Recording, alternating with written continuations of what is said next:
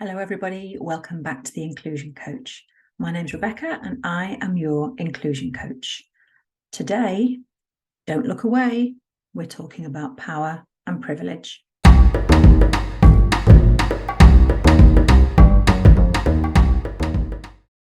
Power is the reason that we need to talk about inclusion at all. And today I'm going to be talking about power in general.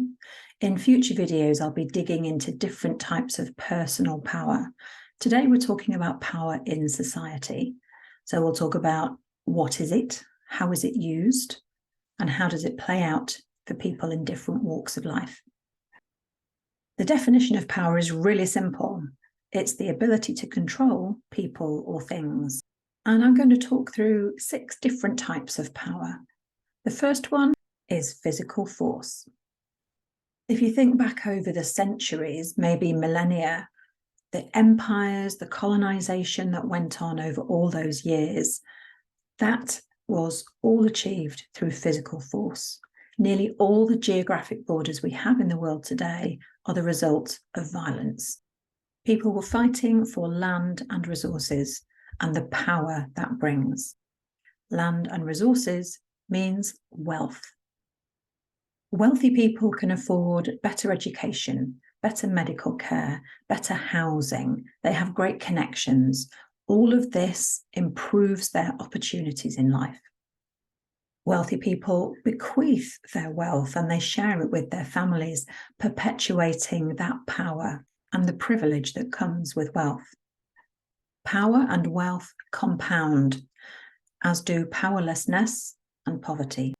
Wealth confers enormous privilege. The third type of power is institutional power.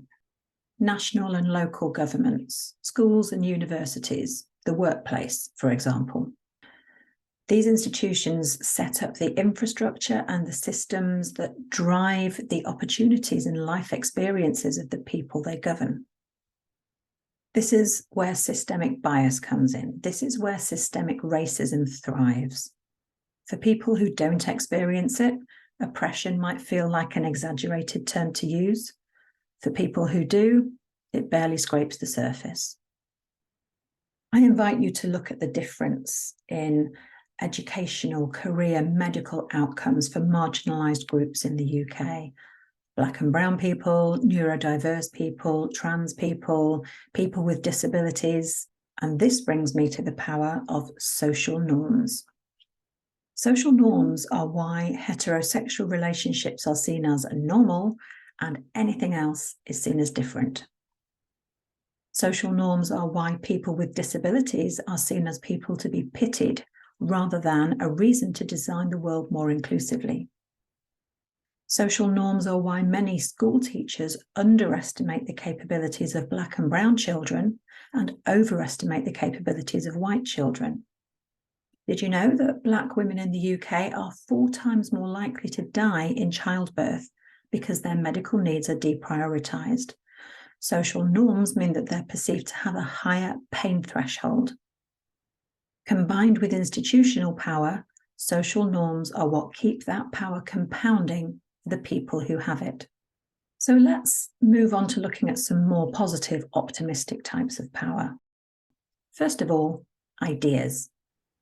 Ideas have power, and sharing those ideas gives them oxygen, educating people, explaining, sharing lived experiences, raising awareness of inequity, social injustice, showing how one child's experience of their school teacher is very different to another's.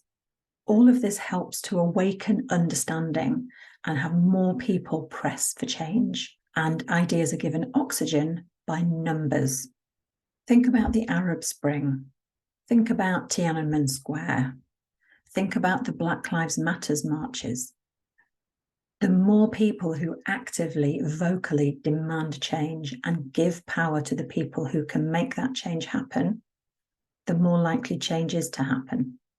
And it's not happening nearly fast enough because wealth, institutional power, and social norms combined are particularly strong and they take some breaking.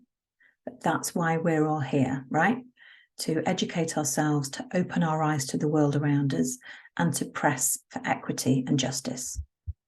So your challenge this week is to think about the power in your life, the power that you have and how much you share it, and maybe the power that oppresses you or people that you know in your life.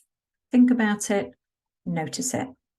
And we'll be talking about power in the coming weeks, different types of power. But for now, thank you very much for watching, and I'll see you next time.